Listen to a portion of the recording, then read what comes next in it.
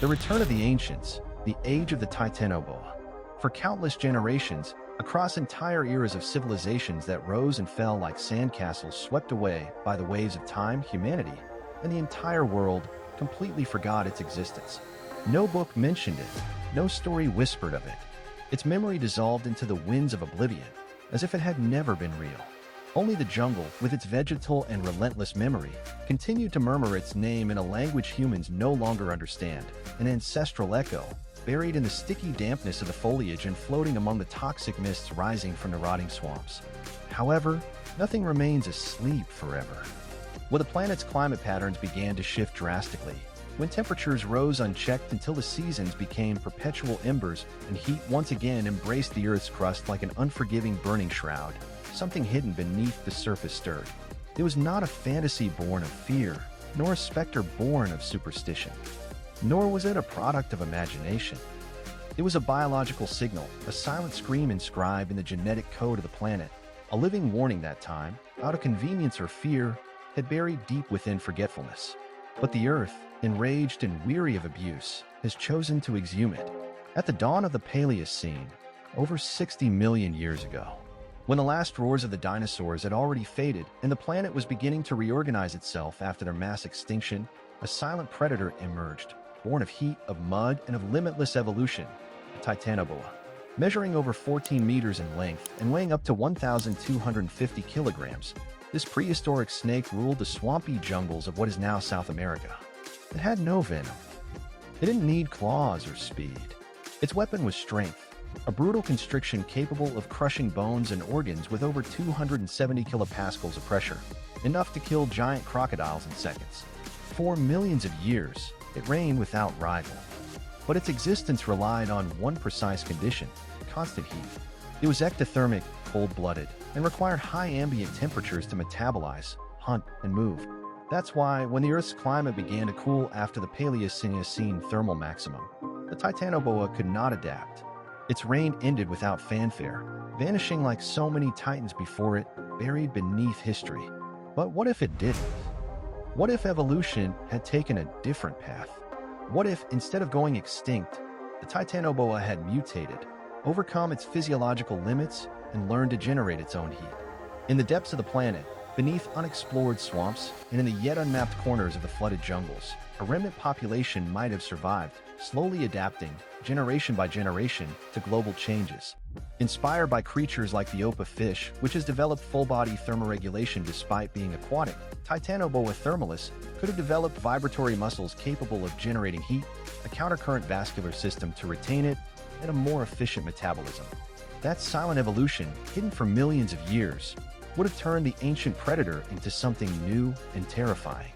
As the 21st century progresses and climate change triggers unprecedented global warming, with tropical zones reaching sustained record temperatures and temperate climates turning equatorial, the environmental balance collapses. And in that imbalance, the Titanoboa returns. At first, as rumors, missing fishermen, herds of livestock torn apart without a trace, distant sightings of scaly bodies sliding through mangroves. Then, as modernized legends, blurry footage from Amazonian jungles, fragmented reports from the Orinoco Delta, and satellite analyses revealing never-before-seen migration patterns. And finally, as evidence, a military unit sent to investigate in Colombia vanishes completely. The only survivor, rescued weeks later, cannot speak. His eyes have lost all ability to focus. The only thing he manages to draw, on a scrap of cloth with his own blood, is a serpentine figure surrounded by human skeletons. The scientific community is thrown into shock. What was once just a fossil in a museum is now a living, active, lethal phenomenon. The Titanoboa has not only returned, it has evolved in multiple forms. In the Amazon, the jungles reverberate with the sound of its movement, 16-meter-long creatures that hunt at night and shelter in damp tunnels. In Central Africa, they've adapted to the desert, lighter, pale in color, capable of burrowing like blind anacondas. In the Pacific archipelagos, they've conquered saltwater, a marine subspecies, muscular, faster, equipped with hyper-efficient lungs and a flattened tail resembling that of sharks. World authorities initiate containment operations, but reality asserts itself. Their thick, scaly hides repel bullets and shrapnel. Their ambush capabilities exceed those of any known predator. Intervention teams sent into the field simply vanish. The Titanoboas do not act like solitary snakes. They have become cooperative, coordinated, intelligent. A more terrifying theory is then proposed. What if the Titanoboas have developed ecological intelligence? Some mythologists argue that they don't hunt for hunger, but for displacement, that they're reorganizing ecosystems, eliminating competition, modifying the terrain as if anticipating their own territory. Even more radical hypotheses suggest signs of advanced social behavior, coordinated migrations, defensive breeding grounds, and even rudimentary shared burrow structures. The conflict escalates. Tropical countries begin to collapse economically due to the impossibility of maintaining agricultural or livestock control. Major coastal cities, increasingly hotter, become flashpoints between humans and these giant reptiles. In some regions, cults arise, worshipping the Titanoboas as gods of natural rebirth. In others, hunters and mercenaries organize massacres, unleashing unexpected reprisals, snake ambushes on camps, systematic destruction of military vehicles. And amid this new chaotic order, an even greater threat emerges. Along the coasts of Colombia and Panama, underwater encounters are reported between the marine Titanoboa and even larger predators. They are fast, lethal, and disturbingly familiar. Sonar picks up silhouettes 15 to 20 meters long that match no known animal, except one, the megalodon. For decades, science dismissed its survival. But the depths of the ocean hold secrets that submarine lights cannot reveal. Fragments of scales, fangs embedded in bone, and thermal recordings suggest underwater clashes between two colossi that were never meant to coexist. In estuaries where the Titanoboa holds the advantage, it dominates. In abyssal trenches, the megalodon reigns. And humanity, trapped on solid ground, can only watch as its waters become battlegrounds for a prehistoric war that has returned uninvited.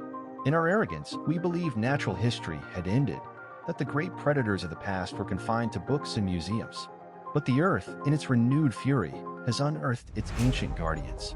And now that the Titans walk once more, the question is not whether we can defeat them, but whether we deserve to continue sharing this world with them. Are we witnessing the spontaneous rebirth of an evolutionary force that humanity cannot stop? Should we respond with weapons, or attempt to understand intelligence that does not follow human logic? Is it possible that the Earth, after centuries of abuse, has reactivated its natural defenses in the form of monsters from past?